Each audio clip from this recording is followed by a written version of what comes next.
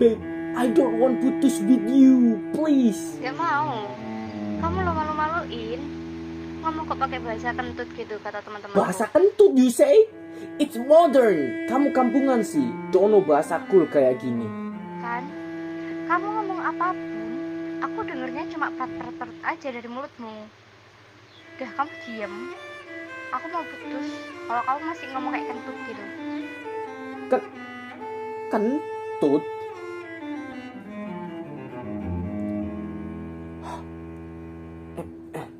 Aku bau ya. Hai, hampir semua negara menggunakan bahasa Inggris sebagai bahasa internasional. Karena itu tidak heran kalau bahasa Inggris itu adalah bahasa yang begitu mendunia dan dianggap sebagai bahasa yang relatif mudah untuk dipelajari. Tidak terkecuali Indonesia tentunya. Bahkan bahasa Inggris dijadikan sebagai pelajaran wajib setiap sekolah, mulai dari SD sampai perguruan tinggi kita akan tetap menemui bahasa Inggris. Tapi apa jadinya kalau bahasa Inggris itu tercampur dengan bahasa Indonesia?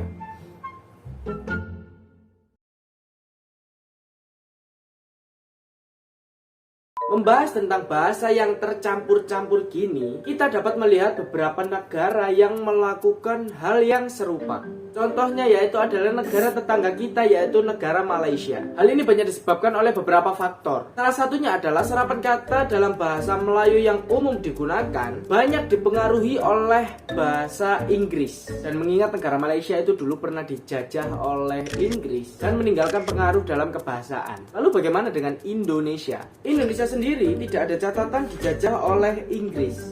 Tapi fenomena mencampur bahasa itu ada di Indonesia juga.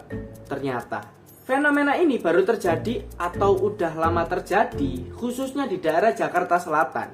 Bahkan banyak orang yang bilang kalau bahasa campuran kayak gini itu disebut dengan bahasa Jaksel. Kalau lagi nongkrong jangan lupa sering-sering kirim pap biar aku percaya, dan tiap malam juga kita harus sleepy call sambil deep talk. Karena kan aku ada trust issue kan. Terus kalau aku kena panic attack gimana? Kalau muncul aku kambuh gimana? Kalau zodiak aku kambuh gimana? Jujur Li, gue gak nyangka temen gue bisa kayak gitu.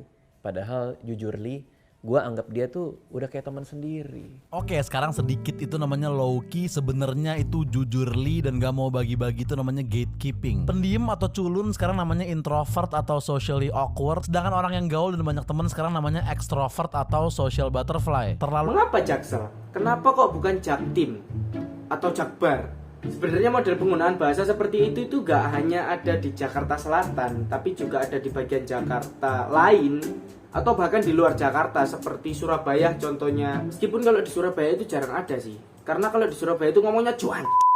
Namun entah apa yang terjadi, anak Jaksel lah yang selalu dilekatkan dengan bahasa campuran ini. Kalau menurutku, anak Jaksel ini sering dijadikan tren oleh kaum milenial, mulai dari fashionnya atau mungkin sekarang juga bahasanya. Jadi ada kemungkinan setelah fashionnya ditiru oleh kaum milenial, sekarang bahasanya juga ditiru. Right?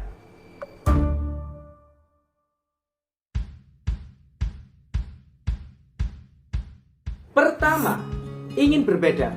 Komunikasi yang menggunakan lebih dari satu bahasa dalam satu kalimat dilakukan untuk membedakan diri dengan lingkungan atau dengan orang lain, terutama di kalangan milenial. Hal ini tuh dianggap keren dan gaul banget, men. Pencampuran bahasa ini juga sering terjadi karena adanya faktor jarak kekuasaan, atau dalam istilah komunikasi itu biasa dikenal dengan power distance. Masyarakat Indonesia menganggap kalau bahasa Inggris itu lebih tinggi daripada bahasa lain.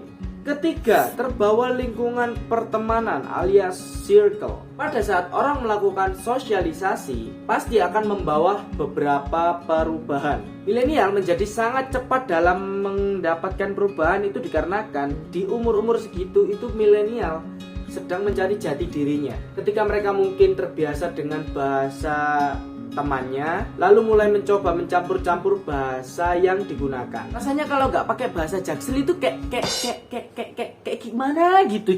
Dan yang keempat atau yang terakhir adalah kewajaran. Penggunaan kalimat yang melibatkan lebih dari satu bahasa itu dalam dunia linguistik dianggap wajar. Hal itu biasanya terjadi kalau orang baru belajar suatu bahasa dan belum menguasai seluruh kosakata dari bahasa tersebut.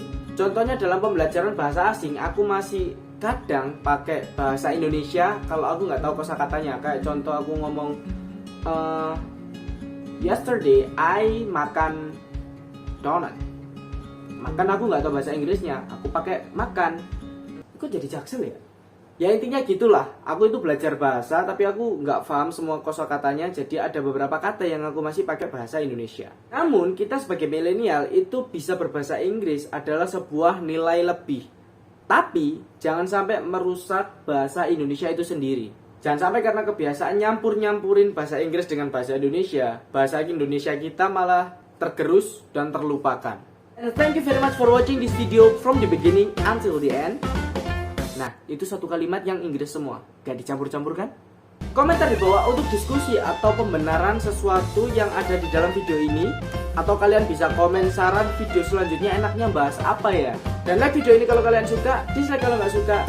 Dan saya Iqbal Quraisy, sampai berjumpa di video selanjutnya.